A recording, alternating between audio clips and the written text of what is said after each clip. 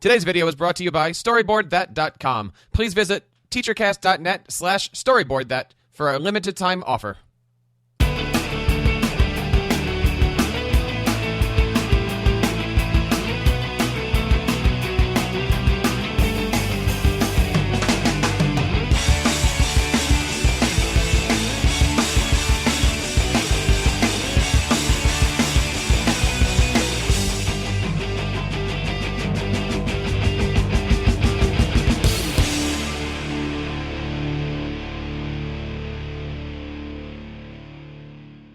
Hello, everybody, and welcome to the TeacherCast podcast. Welcome to episode number 116. I'm your host, Jeff Bradbury, and if this is the first time you're listening to the show, thank you so much for being with us today. There's some great things happening this week over on the TeacherCast Educational Broadcasting Network. We want to bring your attention to our great new series called Educational Podcasting Today. We've been asked a lot of questions recently about how do you start a podcast, how do you do WordPress, how do you do all these neat things that we're doing here on the studio. I have three things that I want to share with you guys today before we get into our show. The first thing is our brand new podcast called Educational Podcasting Today, which can be found over at educationalpodcasting.today. And underneath of here, we have some great tips. People keep asking us about WordPress and podcasting and things like that. So we have a full library here, and it's growing every single day of tips, tricks, plugins, WordPress tips, podcasting ideas, thoughts and things on equipment. You can certainly become a great educational podcaster. Also want to bring your attention up here on the top right. We have a brand new sidebar that says, get your free ebook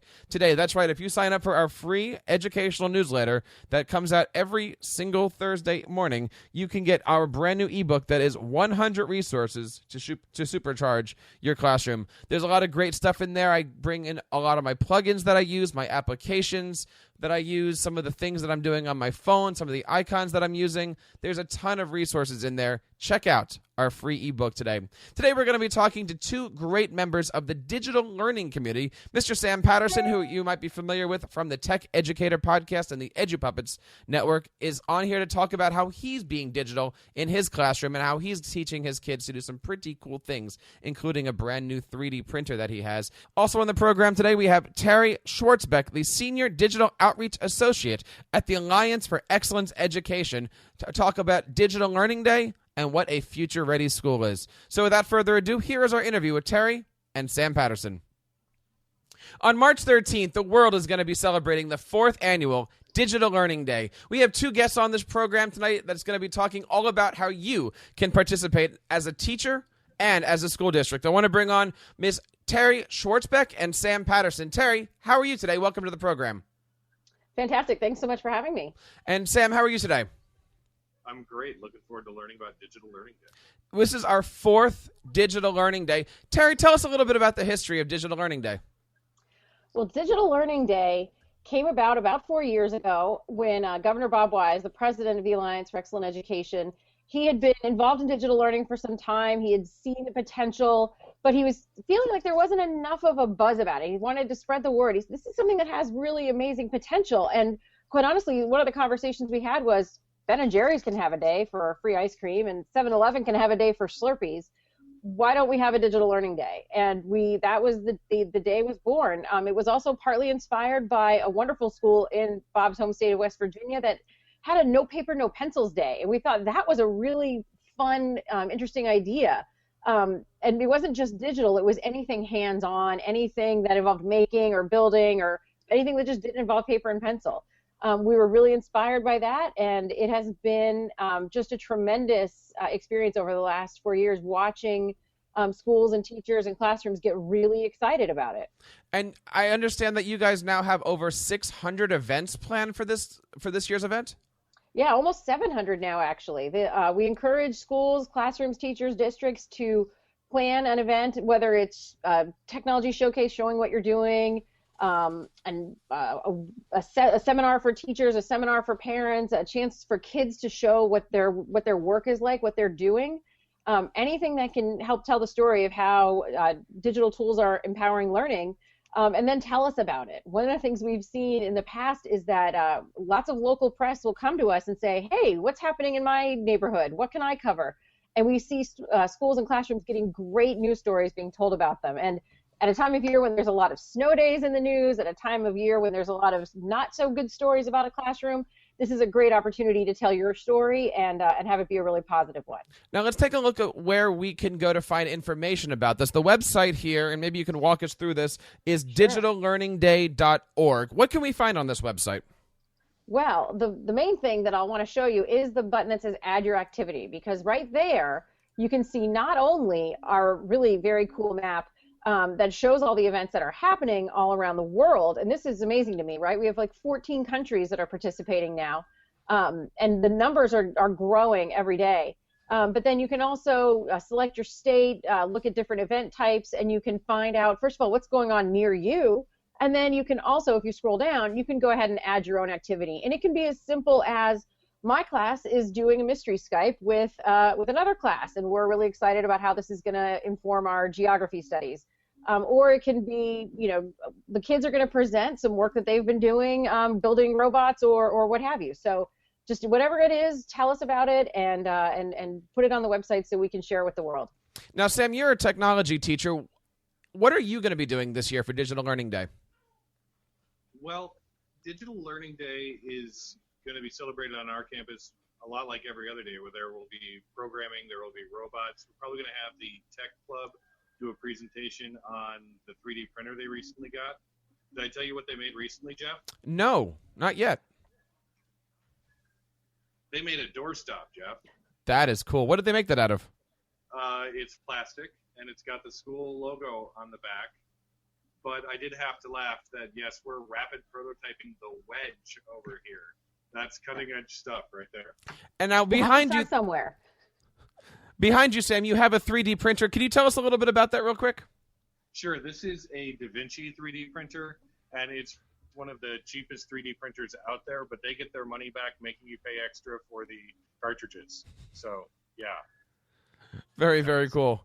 So talking about Digital Learning Day here, there are so many different activities that are happening around the world. I remember a couple years ago for Digital Learning Day, my orchestra students actually, we took iPads around the school, and my high school kids did lessons using iMovie on how to read music, how to play the violin. We packaged everything up, and we sent those videos down to the elementary and the music and the middle school kids, teaching them about, what the high school was like, what the auditorium looks like, how to read things.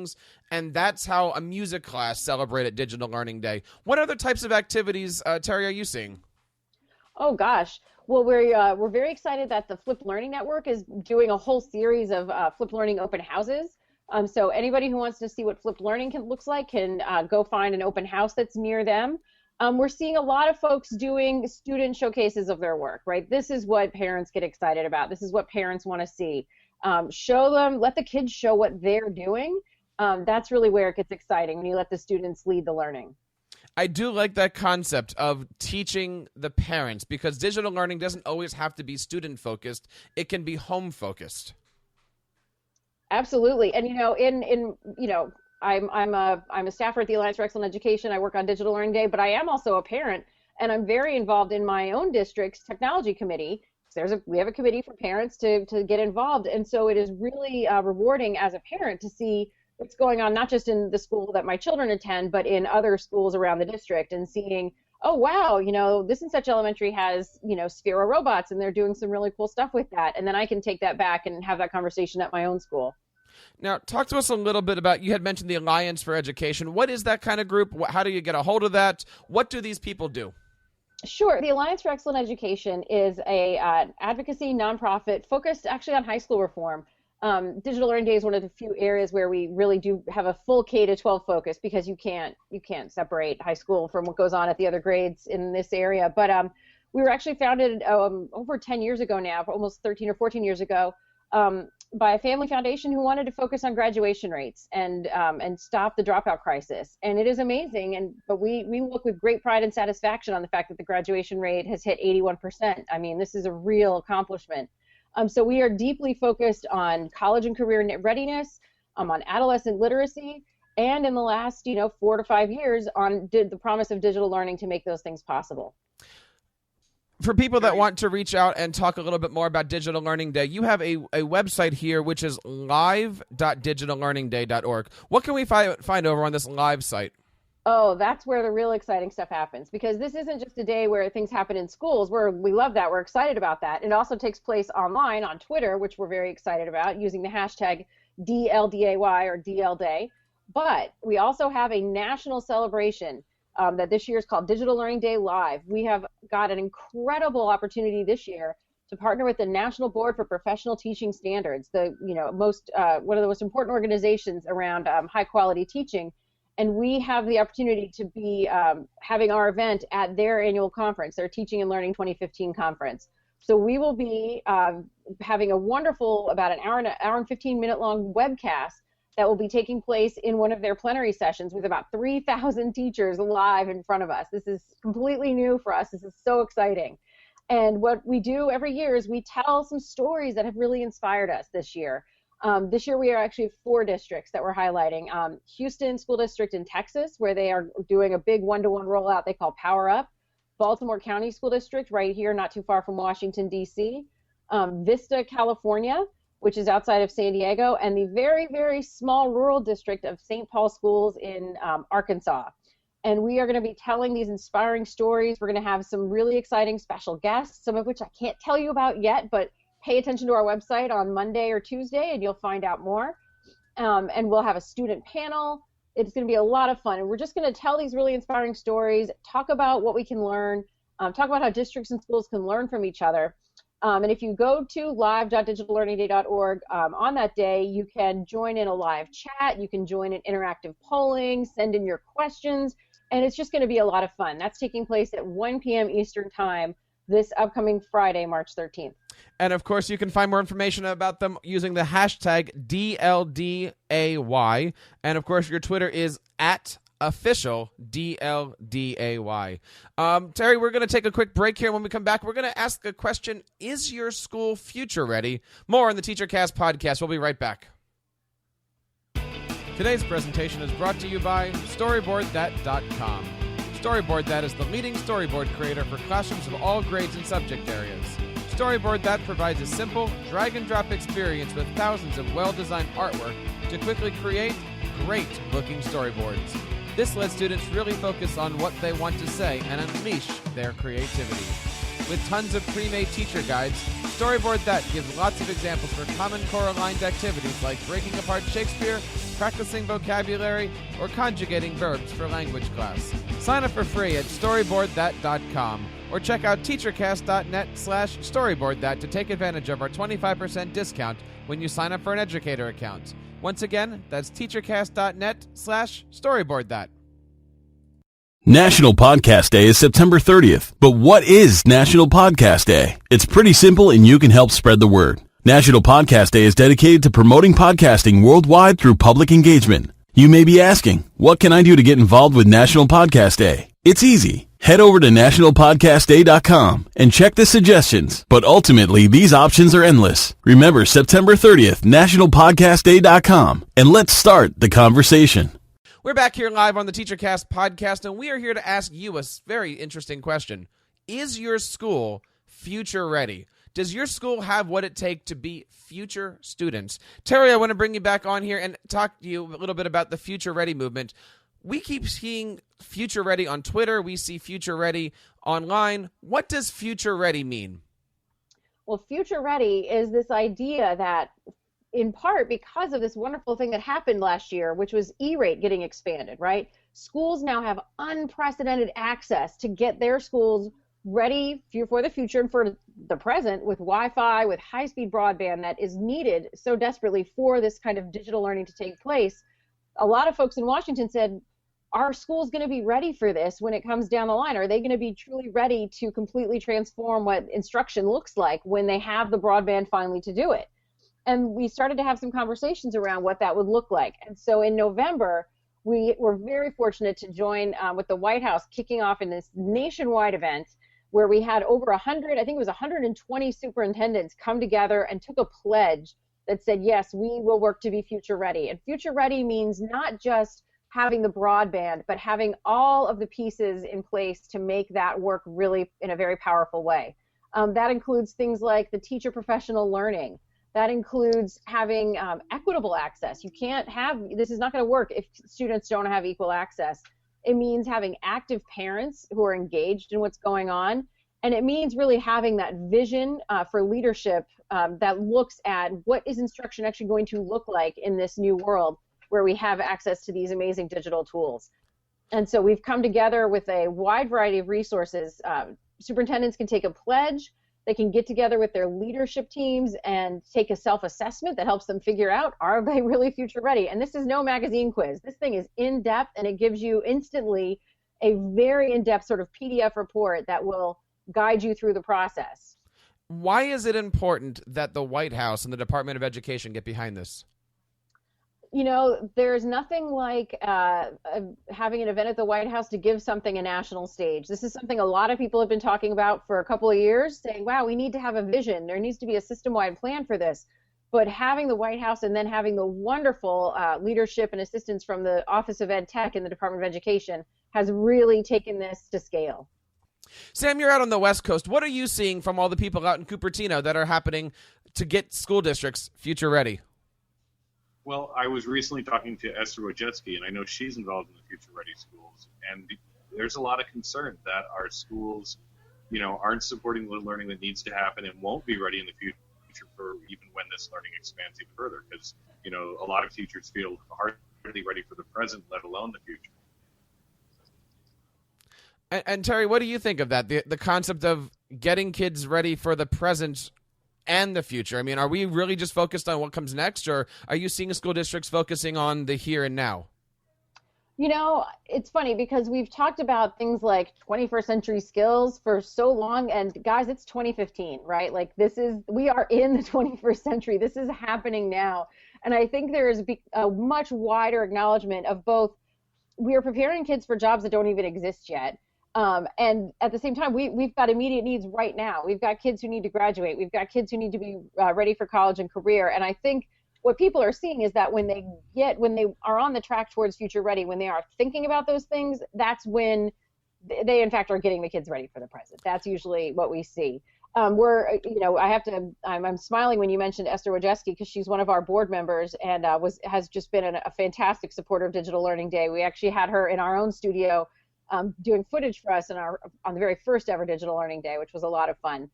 And I'll use this as a chance to mention that they're actually, Future Ready didn't just take place at the White House, it's now taking place all over the country. And we have a series of, I think, 12, 13 or so regional summits that are going to be taking place, including in California, Sam, on May 4th and 5th. So I can tell you guys where to find more information about that if you're interested. Well, let's take a look at that. Your website here is Future Ready Schools, plural, futurereadyschools.org. What can we find when we check out your website here? Well, the main thing is you can learn more about us. You can take the pledge if you're a superintendent or someone else so inclined to do so. You can take a look and see who else has taken the pledge, which I always think is fun.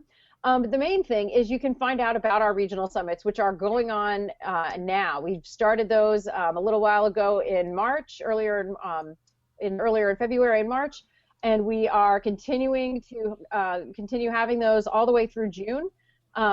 So they are coming up. So definitely take a look and find out where there's one taking place near you.